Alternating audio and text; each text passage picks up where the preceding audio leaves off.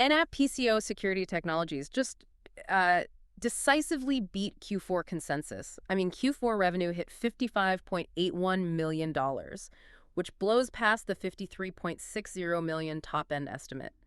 And EPS came in at 50 cents, totally smashing the 41-cent estimate. Right, but notably, management actually opted out of providing any formal quantitative guidance for fiscal 2027. Yeah, and the stock reaction was it was absolute whiplash. Oh, totally. I mean, imagine crushing your performance review, getting a standing ovation from your boss, and then, immediately getting a pay cut. That's exactly what holding NS's stock felt like today. Seriously, it initially gapped up to a 52-week high of 51.77. Which is a massive, 36% intraday gain. Right, but then high-speed algorithmic trading and just really aggressive profit-taking flushed it right back down. It closed somewhere in the $38 to $42 range, depending on your feed. It's wild. So for this deep dive, we've combed through the Q4 earnings release, the call transcripts, analyst notes, to figure out exactly why a flawless earnings report triggered such a violent sell-the-news event. Because, well, on the surface, their dual-engine business model looks solid, right? It's a classic razor and blade setup. Exactly. So the physical equipment they install, like the Starlink cellular radios in schools or government buildings, that's the razor. It's lumpy one-off hardware sales. And the blade would be the recurring monthly service revenue, or RSR, that's required to keep those radios online. Right, and both of those engines are firing. I mean, equipment sales rebounded, rising 7.7% to $30.50 million. But the blade is really where the cash is at. That recurring monthly service revenue grew 12.9% to $25.30 million. And the gross margin on that RSR is just a staggering 90.1%. Wow. Which I guess brings up the headline total gross margin, which expanded to 61.3%.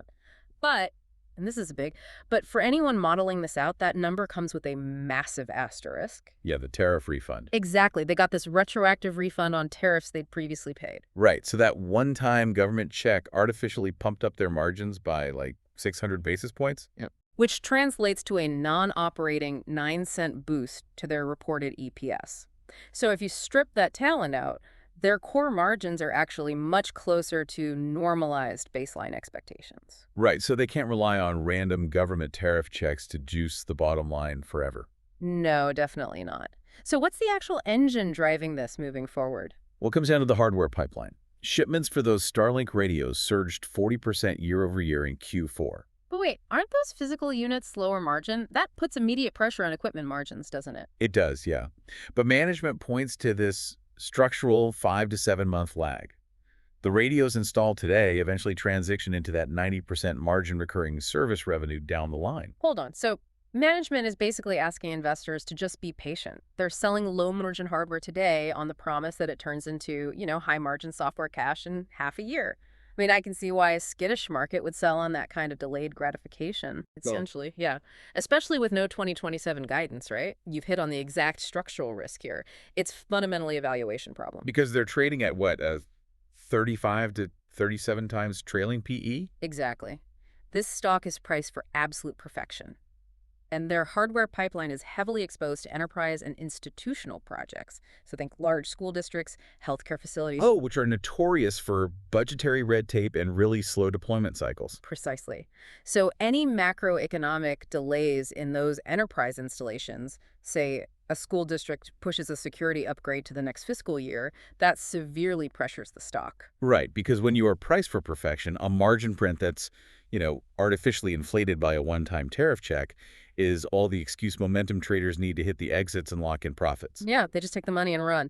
But for long-term holders, there is the late 2026 launch of their MVP cloud-based access control platform to look forward to. Which theoretically adds yet another sticky recurring revenue stream. I mean, it feels like a massive pivot. It is a massive pivot. You might be enduring the lumpy institutional hardware cycles today, but you're really holding for the predictable SaaS cash flows of tomorrow.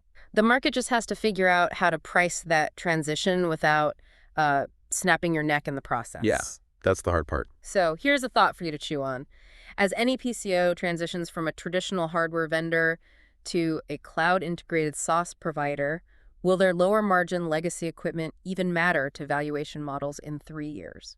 Right, because if that recurring revenue eclipses, say, 70% of total sales, the physical hardware just becomes a basic customer acquisition cost. Exactly. And that's the billion-dollar question for anyone holding the stock through this volatility. Absolutely. The whiplash is real, but the transition is the true story here.